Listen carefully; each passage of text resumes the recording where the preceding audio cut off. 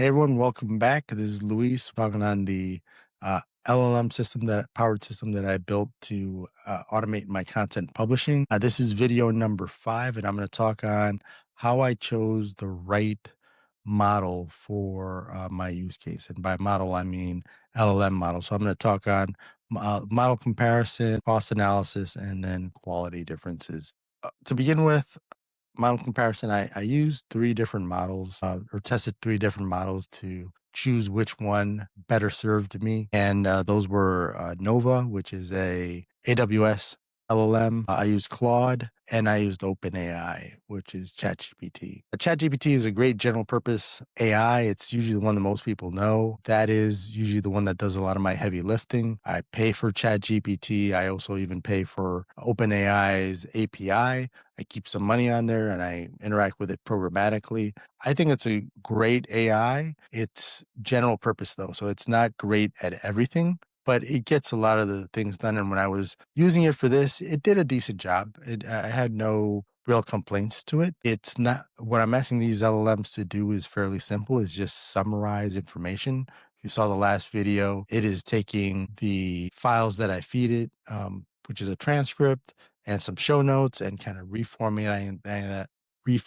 that so that I can have a blog post, a YouTube description, and a LinkedIn post. OpenAI was pretty good. Pricing was middle of the road. The more expensive one was Claude. I also have a subscription to Claude for myself, which is separate than using them inside of AWS. But because you pay AWS for using those models there. Claude is by far the most robust one. It does a phenomenal job. It's a little more pricey for it because of it. One thing that I didn't like with Claude was the setup. The way that you're able to select models for anything for Anthropic, you have to go into your AWS console and approve that. I did that multiple times. There was some type of bug happening there that wasn't allowing it to go through. At the end of the day, I considered that too high risk, and it was a pricier model for doing something that was just way too simple for me to ever want to pay more than I need to. Ultimately, I ended up going with Nova, which is again AWS's LLM model that generates very good summaries as to what it produces. So let's take a look at what it looks like that Nova gives. Okay, so here we are in VS Code. I'm accessing this via the um, I'm accessing this via the Mountain Duck mount that I have of S3 on my computer. So I just open a folder here, like if it was on my computer. We can see the files that I described that I'm providing. I'm providing the transcript, I'm providing the video, and I'm providing some show notes. The generate lambda off the prompt that I walked you all through in the last video generates this ghost, this transcript, but let's just take a look at this ghost. Here we are. It took the input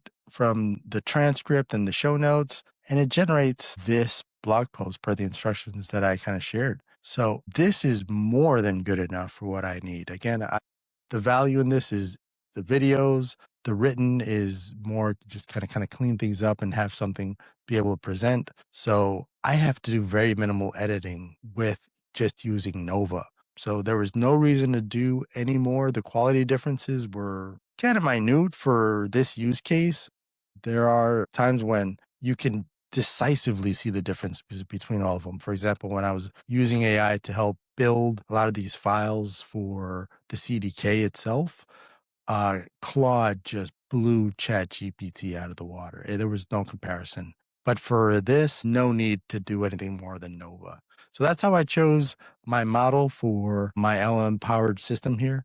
For the next video, we're going to talk on the simplest agent of them all, the ingestion agent. So thanks for following along. I'll see you there.